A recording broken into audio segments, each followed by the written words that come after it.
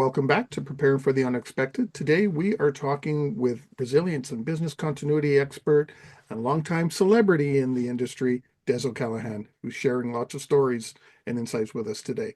Des, great first segment there. Lots of good points, Enjoyed and it. amazing that you weren't just building the foundation for people like me and others that have come along, but you were actually building the basement for all of us too. So strong foundation of which we hopefully carry forward. So thank you so much for that. Well, I enjoyed those conversations. Reflecting back on, we were talking about changes, Hmm. and during a little break there, I was thinking a couple of sort of big picture changes that I think are worth mentioning. Because again, I've got the benefit of 35 years of hindsight, and I love looking backwards, and I got a really good memory. Um, so I think in the early going back into the 90s, one of the single biggest changes really was um, that shift of thinking from computing to business, but more particularly in the technology arena, and this was already happening when I got into this, a major, major shift from big mainframe computing in these big centralized data centers to distributed computing. And local area networks were becoming extremely popular in the early 90s. So there was a really major shift already just starting to happen at the beginning of the 90s. And I remember it well because it again became a moving target. So here we were taking our methodology from the mainframe DRP development, trying to transport it over to business. But business itself is getting very creative. They were adopting new technologies. They were getting into small systems. They were operating small systems themselves. So that evolution was very significant. And it continued to the point where, computer processing just kept getting more and more distributed. And that's highly relevant for everything we've been doing for the last 30 years. The other big shift that I would again place in the early 90s that's continued on and is still relevant today was, I was going to say integration. That's not the right word. Convergence, not even alignment is probably the best word. The alignment of business continuity management with risk management. So risk management was still kind of in its infancy in the 90s, and the banks were among the first organizations to get into it and take it seriously. Um, but that was a very, very valuable shift of focus, I think, because everything we try to do today, and more so as we grasp the fundamental concepts of, resilience and the proactive um, parts of business continuity management methodology and the risk mitigation, reduction in vulnerability, all of those good things really have their roots in that shift of thinking, which was very significant. It simply wasn't there in the early 90s. We did not talk about risk management. We didn't think of ourselves as risk managers. But gradually, as we did more and more of this work, we realized it's exactly what we're doing. We are managing operational risk. We are looking for ways to mitigate operational risk, reduce vulnerability. It's my strongly held view that our first order of business in business continuity management is prevention, not recovery. It's prevention. And oh, by the way, guaranteed, you also will need to recover because for all the good stuff you might do in prevention, you're still going to have failures and you're still going to need Yeah. prioritized recovery. Um, so I think those two things I would highlight. So that shift, that ongoing shift of um, computer processing from highly centralized to completely decentralized with a lot of end user control over it rather than just hotshot ITs in a data center. Um, and then also the progressive um, thinking around risk management and the alignment of business continuity with risk to the point that in many organizations, and I lived through this firsthand, business continuity often has become part of the larger risk management function, be it enterprise risk management or operational risk management, IT risk management. But it's such a natural fit that you now see it all over the place in organization charts.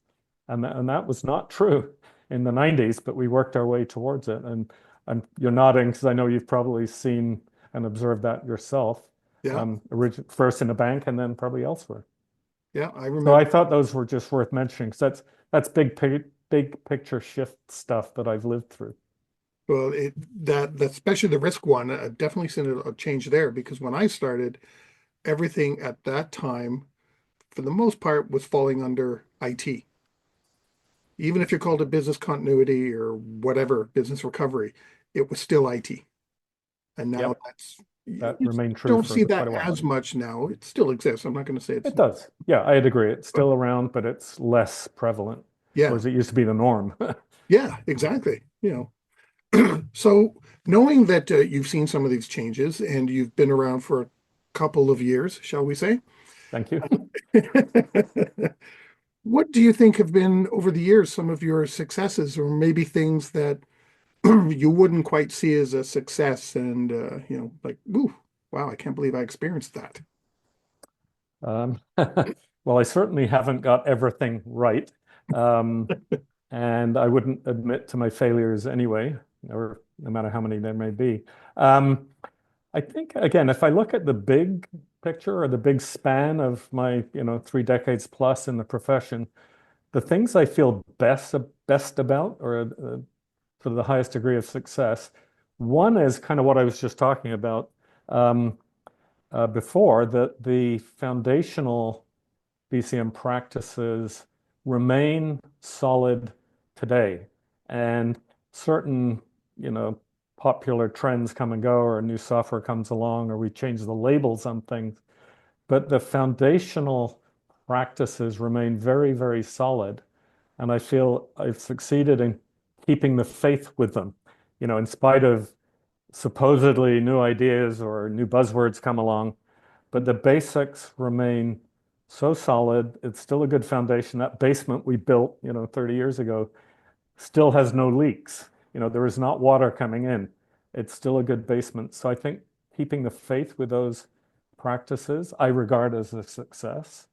Um, but a couple of other more particular things that I still take pride in, even though they're a long time ago.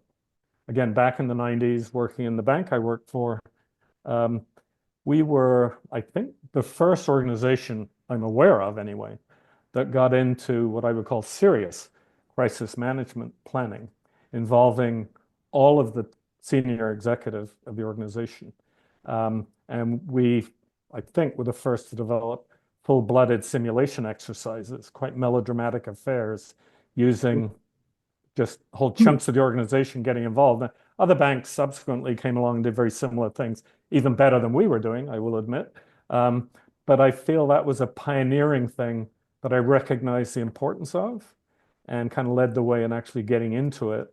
And to this day, I still believe that, and I know you do from your original intro, within any organization, the importance of crisis management cannot be overstated. And it's not instead of business continuity. They're kind of tied together, inextricably tied together, and it's really, really important. So I would highlight that being innovative in crisis management back in the 90s. Um, and then at a more mundane level, I think, again, we were the first to do this, but building an in-house recovery facility, physical facility, purely for business recovery purposes. Again, others followed, but it was very innovative at the time. It was a good investment, demonstrated the commitment of management. We built out, I would say we, like I wasn't doing this alone, but we built out an 800-seat internal backup business recovery center that at the time was like leading edge. Now it's fairly commonplace, and remote work and work from home has kind of overtaken the whole concept of in-house alternative sites. Um, so that was good. And in a similar time frame, I think we were also, again, the first organization I'm aware of to start up a new line of business, and from the beginning built it on a split operation basis. So sort of like an active-active Mhm. business model, where this line of business, I won't get into too much detail, but it was built from the beginning on the design of having two, not equally sized, but equally capable operating units that obviously provided pretty meaningful backup to each other. Um, and that was concurrent with data centers were also starting to migrate to active parallel processing models. That was really the wave of the future. I mean, that was in a way going back 25 years, but that was kind of the beginning of the resilience mindset, building resilience by design and developing that and taking advantage of massive redundancy and interoperability that we had no idea what those things meant in 1990, but by 97, 98, 99, we didn't just understood what they meant, we were doing it. So I regard those as some of my biggest successes, which means I didn't really achieve any success after that for the last 25 years, but I still take pride in those things, probably because they were innovative and we were kind of leading the way. And I still take a lot of pleasure in thinking about those.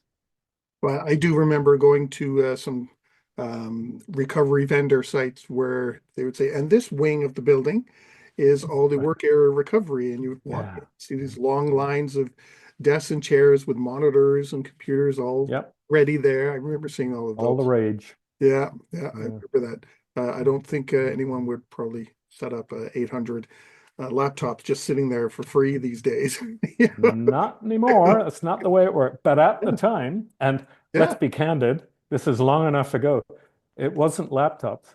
yeah, Some that's right. desktop computers and some dumb terminals connected to a mainframe. That's how far back we're going. Yeah, And it was mostly used equipment. So it wasn't like, here's 800 brand new state-of-the-art laptops, do whatever you want. It wasn't quite like that. It was primitive, but it worked. And it was used, by the way. We used it for real. yeah, So that was good too. Yeah. yeah. Long before there was any opportunity to work from home. Yeah, it was. It really, yeah, home connectivity. Yeah, it was just about being discovered there in the late 90s, and Yeah. for better or worse. And I like the part you mentioned about the big simulation tests. I went through those, quite a few of those, rebuilding mainframes and then the networks and getting all the user applications. And then on day two, you bring in the users and it's like, oh wow, they're huge. They're fun, but they take a They lot of, can be fun, quite stressful. Yeah, we had some fun with those, and the ones I was describing weren't really anything to do with computing. It was purely to do with business mm, staff displacement scenarios. I mean, we didn't simulation. I underscore simulation, but there was a fun side to it, like the one that we were doing a big one. So like 40 executives involved. We had some of the municipal authority people participating, and I got to play a terrorist, like mock terrorist, phoning in a bomb threat in my Irish accent. It was a lot of fun. yeah, those could be a lot of fun. I Bit remember disrespectful now that I say it. those were the days, it happens now, but those were the early days where you would start bringing together business and IT people. Yes, yes, And absolutely. usually they were completely separate and, thou shall not talk, way back then.